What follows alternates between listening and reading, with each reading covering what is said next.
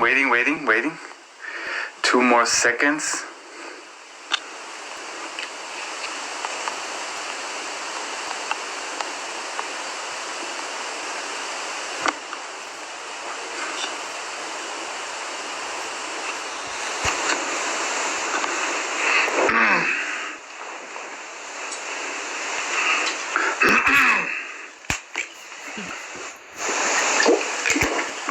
Okay, guys, yes.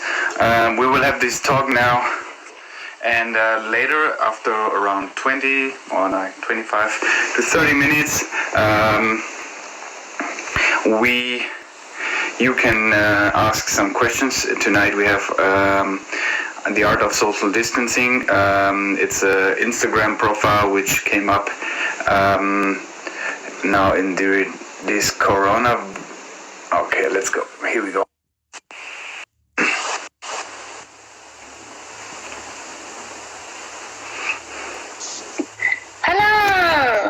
Hello. How are you? Good, how are you? All good, how are you? Sorry, I don't know how to do that. How's going in London? How's everything going? Yeah, it's good. I mean, the things are being relaxed a little recently, so there are many more people out and about. Okay. But the galleries are still closed, like we're all still working from home, the museums are still not open. The government have laid out some new phases of how they're relaxing the measures. So we're sort of waiting. I mean, it's been a really strange time. And how is it for you? Of course, yes, absolutely. The same here. Like in Germany, it's getting a little bit better. Yeah. So we are opening a little bit step by step. It's getting more and more back to normal, which is good. But as well, it's surreal times for everyone all around the world. But again, yeah, it's how many of the museums how many of the museums have reopened? The museums are open now for 2 weeks already. Galleries and museums are open again. Of course, with all the restrictions, with this distance and limited visitors amount, but it's open, so they can show some art again. But I haven't been to. You haven't been. So are you staying at home? No, I haven't been. No, I'm still here at home, so I haven't been to the museums yet. Yeah. So it's hard for the museums too, I guess, of course, and even for the galleries. Do the galleries already have been opened again in London? No, most are sort of open by appointment. So yeah, I mean, it's still really two people can meet socially. Mm-hmm. It's still really pretty strict. But it sounds as though today the numbers in London are really down, but across the UK it's not great still. So we're kind of every day having a look and seeing the new sort of changes. And I mean, to be honest, I think that this whole, sort of going into why I started the Instagram is that, this is going to totally change the way that we're all experiencing art and the way that we're able to view and sort of be with art in person. And I really think it will be sort of forever changing now. I think that even, in a year's time, it will still be feeling the impact of this. Yes, this is what it's all about. Currently, our talk, you created this Instagram, probably some weeks ago, due to the fact of the COVID-19, the art of social distancing. How did you came up with the idea? What was the background? So I was actually away with some friends in Europe, and we came back, and the day after that, I was actually meant to fly to LA for an opening. And we got back from our holiday, and the day after that was the UK went into a full lockdown. And so, I was on the phone to my artist friend who I was meant to go and see, and it was just this really awful, stressful time where her show was installed on the Friday, was meant to open on the Saturday, and then the whole of Los Angeles went into lockdown. And that was 8 weeks ago. So her show has been up on the walls with nobody going to see it. They were able to document it, and they made some really beautiful films and what I think they're doing in catalog. But it was, I kind of just woke up the next day and was like, oh my God, this is so awful. No one's going to see her show. And like so many other shows. Mm-hmm. And I've like never been somebody who's been good at Instagram like at all. And then I just like started this thing and like sent it to a few friends. And then from there started getting loads of submissions, which has been really cool. And obviously it's impacted like the entire global art community. So yeah. It became pretty popular in the end. Like you already have quite a few followers within 8 weeks. Like I think around 1,000, right? So it's going pretty high. And was the let's say the success like overwhelming? And how did you get then the contacts that or even the content from the shows, the pictures and the stuff like this? Did you somehow collected it from the galleries, or was there like sort of like a combination of researching shows. I got a lot of emails. Like I set up an email, and then I got loads of emails, and then started getting like loads of messages. And people like on Instagram now, it's not a messenger, and I was like reading in because it's really hard to get high res images from the direct message thing, but loads of people just send them through the messenger. And then I would like research everything. I mean, because also, especially now, like when I'm posting, a lot of shows have reopened, or there are like many different new gallery platforms and like online viewing rooms. So there is still quite a lot of access to some of the artworks, whereas at the very beginning, it was like everything was pretty much shut, right? So now I'm getting like really incredible and really interesting information about like new platforms that the galleries and the artists are working with. But it's sort of a combination of going through the gallery websites or the institutional websites. And then I got loads of emails from like PR, like art PR people who would be like, please promote these like 10 shows that these galleries that we work for, or museums. So that was, it's been amazing. There's like response and submissions have been really amazing. Yeah. Is it like a let's say now, like as well, like a kind of a platform that you, let's say, getting inquiries for the show, like the people asking, a new platform as well? You just froze a bit. Yes, again, like, is it like a new kind of platform that you get as well inquiries from interested collectors or museums to connect you to the galleries? Yeah, I mean, there have been a lot of the galleries and actually quite a lot of collectors who have contacted me saying, this, or like actually a lot of advisors who, go through these accounts who showcase emerging artists and sort of find out about the new things that are being shown.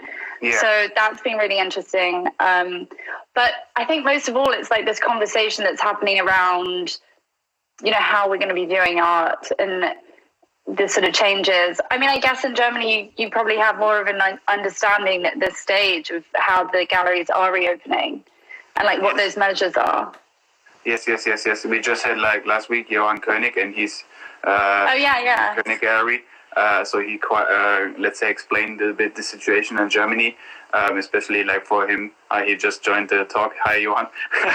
We're just talking about you. And he explained pretty well how it's going in Germany. Yeah. But I guess it's similar to London and all the other markets. Do you think like is even like, let's say, thinking ahead that your Instagram might become a chance for even artists who are not in the gallery, that they can somehow show their stuff? Yeah, for sure. I mean, it's the idea is that it's like a totally democratic space. And I mean, one of the shows that I posted about quite early on was this gallery, Steve Turner Gallery in Los Angeles. Yeah. And he is showing the Columbia MFA students' degree show. And like, even though Columbia is in New York City, he's showcasing it in Los Angeles, and he's like providing the space. He's photographing the show, and then we'll put it onto his online platform. But it's definitely, I mean, I'm like really interested in those sorts of projects and initiatives where people are really, it's like for everybody, everybody's been affected, and Yeah. Yeah. And now the idea would be, let's say, in half a year, everything is, let's say, going back to normal. What happens then with the account? What do you think? Yeah. Well, I think I started it at this moment when I was like, oh, I really just want to show these shows because I want to see them too. Yeah. And then as we sort of got closer to this moment, like after Hong Kong and the viewing room with Hong Kong, and now with Art Basel, and now there are so many different platforms, like the gallery platform in LA and the Vortic in London, which is about to launch. And well, it's not in London, but it's started by Oli Miro. Yeah. And there's, I think, NADA in New York have started this thing called Fair. And like really, so now for me is like I'm engaging in all of these conversations about how we're working with, augmented or extended reality platforms to try and show art. So I don't really know. It's kind of quite fun. So because as well, like you're showing, let's say, the pictures, the official press release pictures, and then the next would be somehow maybe creating a space, and you can do them digitally, like a walk around. No, like I think all the auction houses and some galleries already have the tools. I know. I think it's even already it would be a great chance for doing this. Yeah, I think it would be really cool. There's definitely a lot of because I speak with a lot of artists like all the time, and artists don't like that their art is not shown. Like as you as a collector, right? Like it's very difficult to first of all like buy something without seeing it, but then second of all for the artist to just be like fine with it just like disappearing and never being shown. And so there are all of these sort of quite sort of interesting issues and questions around the way that, you can say from like the gallerist perspective, like, oh, it's fine. I put it in the viewing room. That's okay. And then from like the artist perspective or the studio perspective, and then the institutional perspective, it's like there are so many different sort of voices and ideas that need to be accounted for in the way that we're looking at things. Yeah. And these kind of, let's say, what do you think about these online viewing rooms in general, like even with art fairs? Of course, it's now due to the fact that we have to use it, because otherwise it would be no civil business. But do you think it will last for a longer time? Do we will still see it after the pandemic scene? Or is it somehow, let's say after half a year it will be gone? Or what do you think? No, I think that they're here to stay 100%. I think, David Swiner and Gagosian and Hauser have been spending the last 3 years developing their online strategies. And that's more about like contacting collectors and clients like globally rather than, you not being able to see an artwork in person. I think that there's definitely like technology will move us forward. And as far as I can see, they're working at some sort of level. So I definitely think they're going to stay. What do you think? Interestingly, as the collector.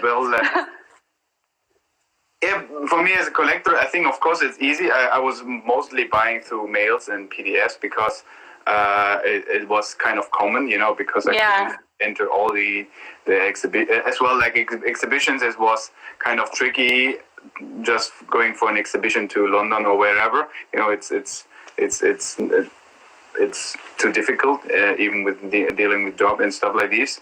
And even then fairs as well. Mostly the stuff got sold pre the fair, so some days ago. So sometimes it was even, let's say, like redundant to go to fair because you already spent the stuff or bought the stuff before. You just maybe check again, So in the end, it's kind of similar.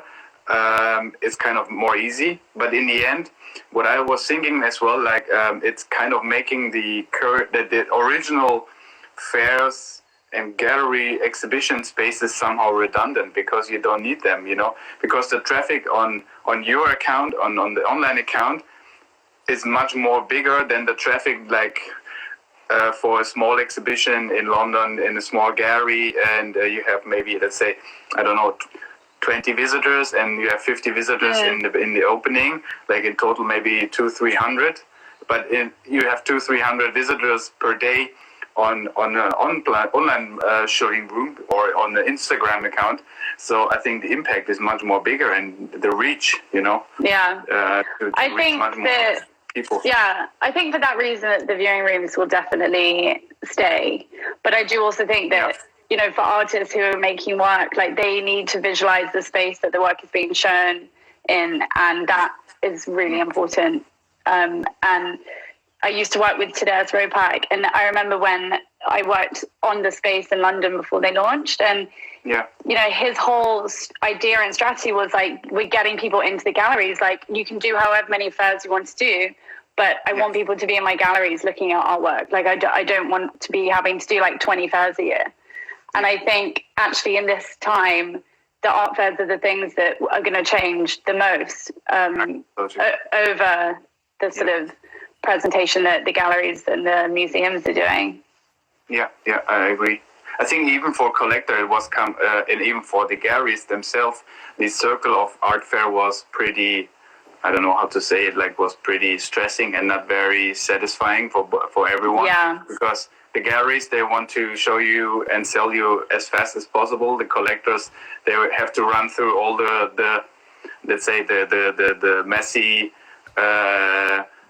fair to find the highlights and find the spots, and then you have to, and then you find something, and then the gallery say, oh yeah, that's on reserve. This is already sold. So it's and then you okay, why did I fly 1,000 kilometers to visiting the fair when everything is like already on hold? Yeah. So it was kind of depressing for collectors' side. So this is why mostly the stuff got sold or reserved in advance. Pre the fair, so it was in the end no big point, not that a big point to go there if you already know what you want to buy, Yeah. Because there will be no big surprise, mostly. Sometimes maybe, sometimes not. But sometimes. Sometimes. Of course, sometimes, it's suddenly something. Of course, but the competition among the collectors and the museum was so big on the normal fair side. I think maybe this releases a little bit of this pressure. I don't know. Maybe not. Well, I just also think people will just not be traveling the way that it was, and the schedule of events is going to halve. Like people just won't want to be in a tent. Like the galleries don't want their staff to go. The collectors don't want to go. Yeah. It'll be really difficult, I think. And even for the galleries, like, isn't it, let's say, better in this way because it's much more cheaper let's say there are more probably a few costs to exhibit an online viewing room rather getting all the shipping stuff to New York or to whatever fair, Basel. All the amount, and then you suddenly in the end you realize that you only sold 2 pieces, which doesn't even cover the cost. If you, for example, the small dairy, isn't it completely a new way? I think for the younger galleries, smaller galleries to become established. I think for the younger galleries, I mean, firstly, I think the impact of what is going on, we won't really know for another sort of 12 months. Yeah. And I think for the younger galleries, it's going to be really, really tough. And actually, if the landscape changes, that art fairs become fewer and, we don't sort of rush to these sort of meccas and everyone's sort of there, even though, as you're saying, like the booths are sold. Yeah. I mean, I do think it does save costs, but then again, you get access to these like wonderful collectors and curators and the sort of connections that you're able to build through these platforms like Art Basel or Freeze. It is really important. And I think that I don't know, we'll see what happens with Basel, but I do think that, if they're able to get the viewing room right, then I think that the fairs will have a chance to sort of be able to sort of play out that place in the market. Yeah. And then how did you, let's say you're working in the art world as well, how did you feel like, was there any good sales or any, let's say, like inquiries that there's still like collectors are buying, or is it like, let's say, mostly that stay dead? Yeah. How? It's been good. I mean, we've found that like the Chinese collectors and Asian collectors have really sort of re-engaged after the sort of crisis in Asia, and actually the viewing rooms are good, but I mean our biggest thing is like we really want to show the work, and so we're just thinking of new ways to do that, and it's the same challenges that so many of the galleries are facing. Okay, great. Yeah. Okay. No, I hope that everything is going to be changed a little. I know, yeah. It's getting much more closer. I also think we were in this like wild period of like huge globalization in the art market and in the art world that, you know, we've like slowed down and everyone's like taking stock of it. Yeah. And what do you think about like, okay, here's a lot of things going on talking about auction houses now, even about the public auctions, which are, let's say, mostly that's the highlights of the season. With amazing results and everyone is watching on them, what is going. What do you think will happen to them, to this structure? Or to even the auction? Well, I heard that Sotheby's sold like a pair of Nike, like Michael Jordan Air Nikes for like $500,000 the other day. So, I mean, who knows? Yeah. Insane. Who knows? Like the auction houses are based on a structure where, you know, they can put something up for public sale, and there are many different implements surrounding that where they can guarantee things. So I have no idea. I'm really not one to answer that. Okay. Yeah. Great. And what would you like? Would you even like? What do you think? Like for the next step as well for your Instagram, will you show as well like something like despite of art, or like even like maybe artists that you haven't got a gallery or a presentation which you would be interested in to show or to place them? Is this any solution or idea? Yeah, I definitely want to keep. I mean, I have like a backlog of emails of people who've sent me things to post, so I'm like trying to work through it. But yeah, I mean, it's sort of like a curated thing. Like I post the things that I want to post, and I'm not it's not like everyone, you know, it's very like, I think about it and research the artist and make sure that it's something that like is in line with my own taste and sort of thinking. So yeah, I mean, it's I don't know. And I feel like we're in this sort of strange moment where, you know, I've done this because I've had time in the evenings and in the mornings before I'm working to work on it. And it's been really fun.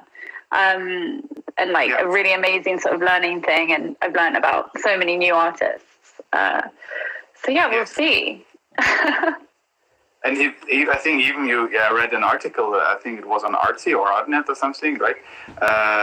No, not Artsy, sorry, Artnet News or something that you that they promoted from some magazines. I think that's even. Oh yeah! Oh my God! I got sent today that it was featured in this like weird Russian bridal magazine.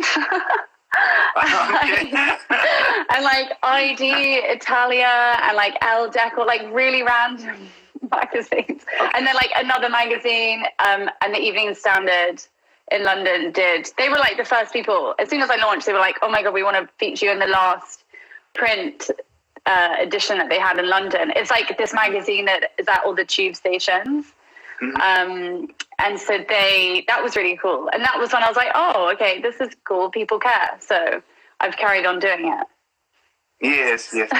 Yes. And like for the online viewing room, what I just had the question in mind, like, do you think like the let's say the length of the exhibitions will somehow decrease, because mostly it's 4 to 8, sometimes 6 weeks, you know? Do you think because no one is visiting the shows, do you think the galleries decrease the length of the exhibitions and probably, let's say, do more in a smaller time? Yeah, I think that's sort of becoming quite clear that you can't really have an exhibition online for more than 3 weeks, I think, or even 2 maybe. But yeah, I mean, it's definitely putting pressure on the galleries to come up with new curatorial ideas, or, you know, I don't know. I noticed a lot through looking through Frieze New York that there seemed to be a lot of artworks on there which looked like just very old inventory or stock that the galleries hadn't sort of sold and wanted to put on their viewing rooms. And so I think with the community, you know, the art world has like rapidly reacted to this, and in a way, you know, it's like, how many viewing rooms is too many viewing rooms? You know, it's like everybody's got one, plus you've got the fairs, and you can do something with your Instagram. It's like, there's so many ways now for us to connect with our audiences and collectors digitally. There's major pressure, I think, to sort of be putting on these online shows now. Okay. Yeah. Okay. Great. Pretty cool. I think now we can hand over as well to the community with some questions. Cool. So if the community has some question, you can already type in. Sometimes it takes a bit of time. So my last question would be as well, what would you recommend? How can you be reached? Through your Instagram probably as well. Is there any website, any email or whatever to get connected to you? So just through the Instagram probably is the best. And then I have an email in the bio. And actually my brother's helping me do a website, but I haven't done it yet.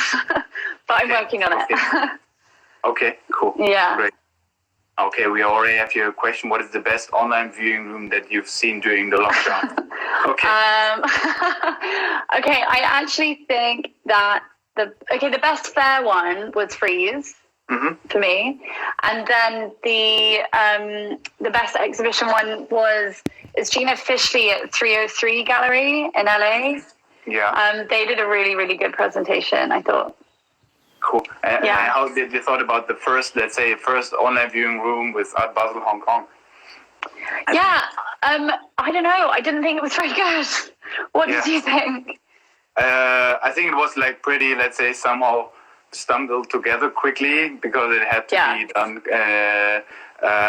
But the interesting thing, what for me as a collector is much more interesting and helpful is that the case that the art fairs and some of the galleries already put the prices into the online viewing. I know.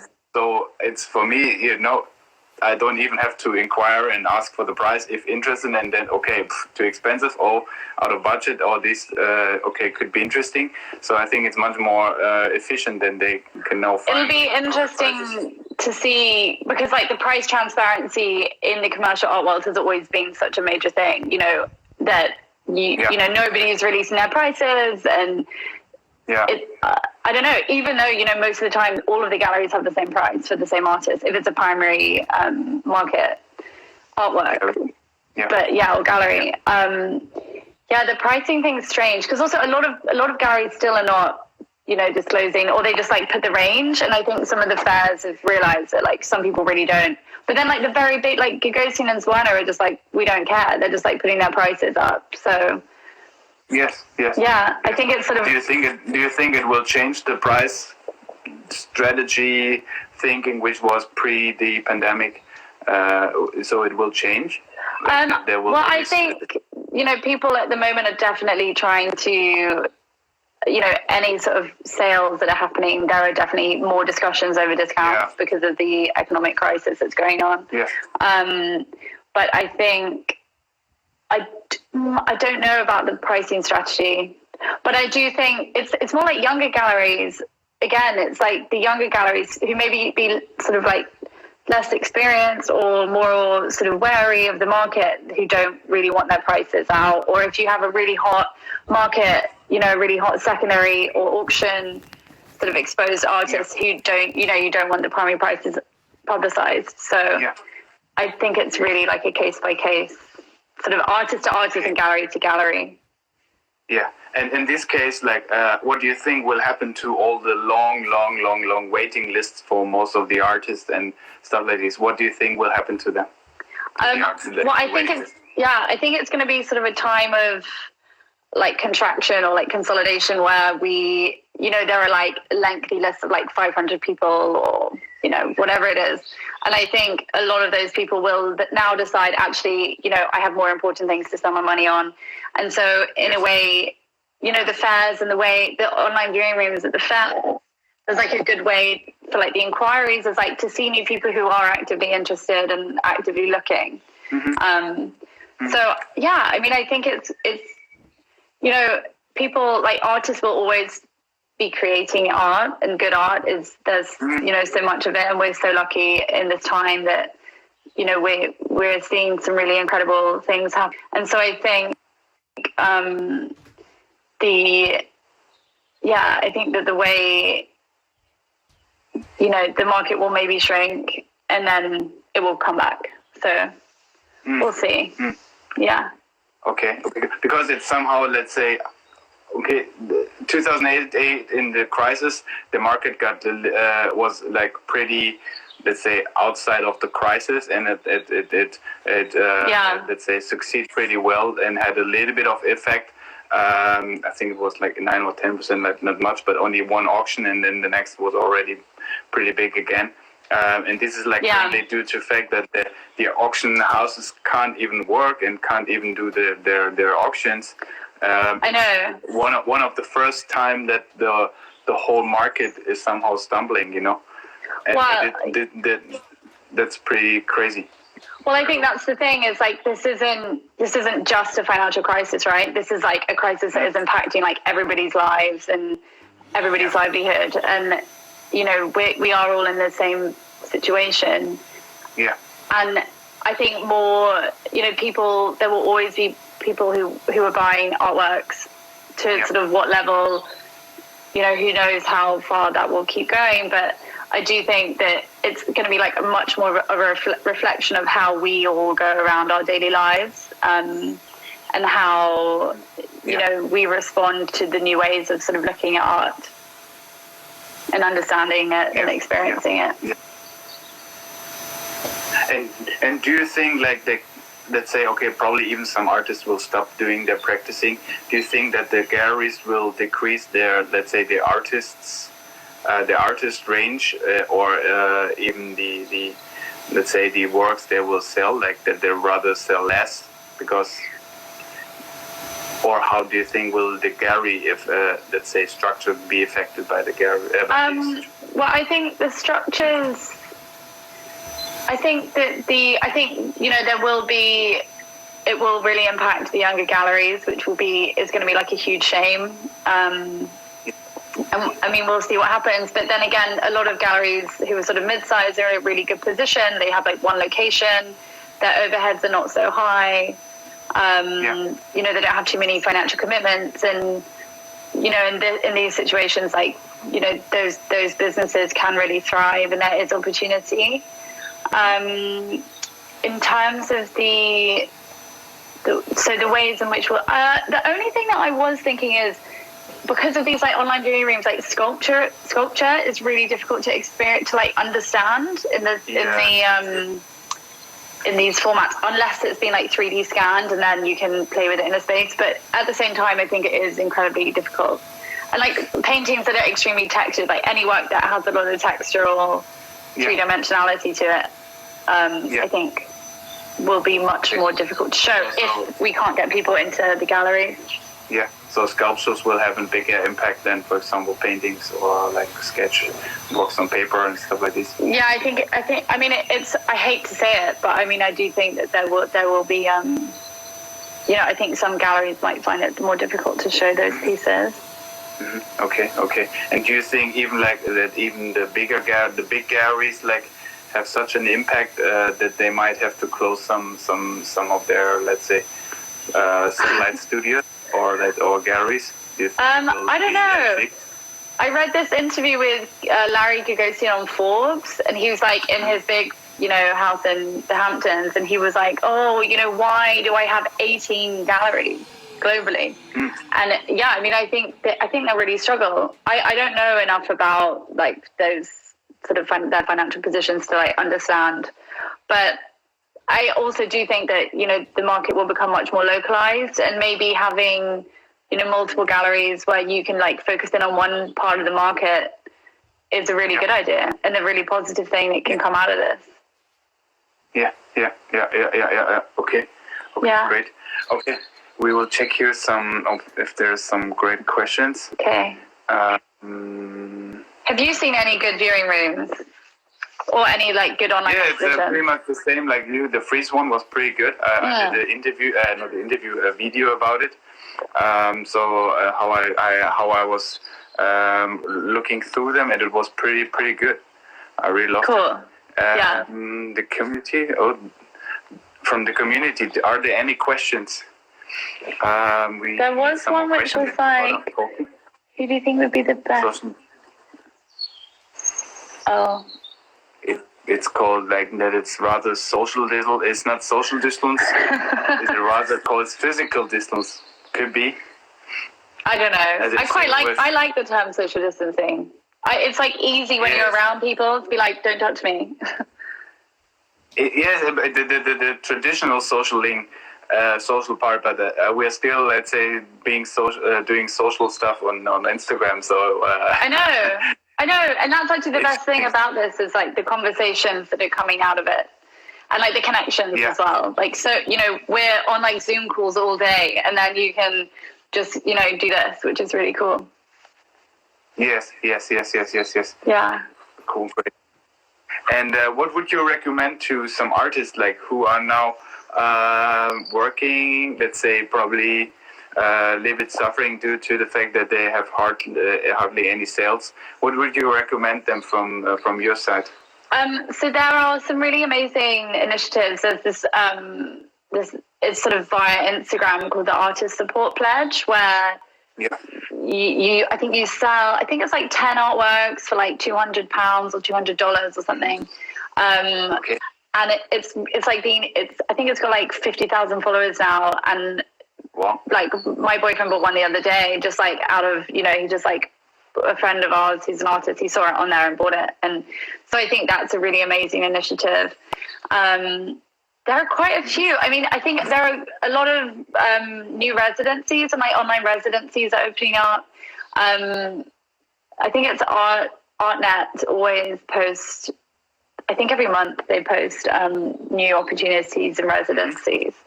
But I mean, like the main thing right now is like, in a way, like take this time of quiet to work and to like be in the studio if you can, or if you can't, explore like new ways of working. And I think just stay really focused. And at the moment I do, I mean, the Instagram sort of feed and self-promotion is probably like the best thing. I think it's much now. We can be lucky that Instagram is somehow this art tool, one of the art tools, number one, and we can reach easily to so many people, collectors, galleries, etc. I think it's pretty good that we have it, and it's very cool. Here was the question again. What was the LA viewing room gallery? What you mentioned earlier? Oh yeah, it's an artist. She's actually a British artist called Gina Fishley, and she did a show, with 303 Gallery. Okay. And actually, it was sculpture, and they did it really, really well. Okay. So they scanned it 3D, or how did they? No, I think they had good good documentation beforehand, and they were able to do the presentation. Cool.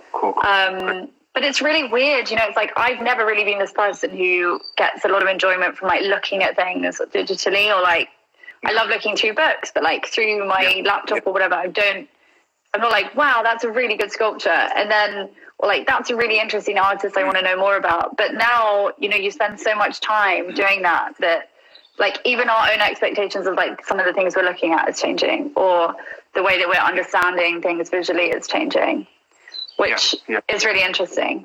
I find that really interesting. Cool. Great. Yeah. Okay, great. Do we have some questions from the community? Any more questions? Okay, she said thank you. Great. Oh, you're welcome. 303 Gallery in LA. Yeah.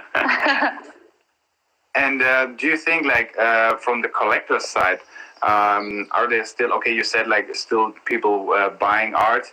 Do you think there will be, let's say, a new kind of art related to this COVID scene, and even collectors are rather, like, because I remember there was this Richard Prince paintings in the beginning with the nurse and the mask, somehow related to the situation.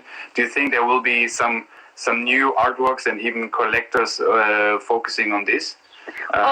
Yeah. I mean, 100%. I mean, I think, artists have always responded to the sort of socioeconomic crises and issues. Yeah. And I think, we'll definitely see a sort of new wave of sort of, I don't know what that is yet, but I mean, and also it could be digital. I think digital art will definitely continue and grow during this period, and the way that, we're able to experience things will really change. I think on the other hand, like, I guess we see a lot of artworks, but even like at a certain point that the collectors are rather, let's say, getting bored about it and want to have like something, let's say, call it beautiful, whatever it is, something which was like a little bit out of the box or like normal, so they rather get pleased and not get so affected by the scene. Only my opinion, but I guess we will see a lot of artworks related to the. Yeah, I think so. Absolutely. I think so. Yeah. Great. Cool. Okay, we don't have so many questions today. Okay, maybe give some last advices and even some maybe reply, re-say your contact, how we can reach you. Oh, yeah. So if anyone knows of any shows that are impacted or that, or even which have reopened now, I'm really interested to know, and I want to post about the shows that have reopened. You can send to me on the Instagram account or on the email that's in the bio on the page. Okay. Here's another question. Do you think would be a good time for emerging artists to start working with an art agent? I mean, I guess it depends on the terms of your contract. I'm sure that, at this time, it's like, it is definitely a good idea to be making connections. But Great. I think also the self-promotion of the Instagram. Great, perfect. Yeah. No, I think it's a great chance that you giving these shows an online second chance to be viewed, to be shown, and I think the response gives you a very well success. I think it's pretty good. Great, thank you so much. Thank you so much for taking this interview. And you're so welcome.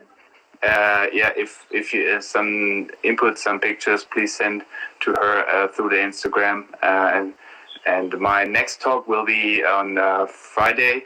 I will then reply or will release tomorrow the name. It's going to be a gallery.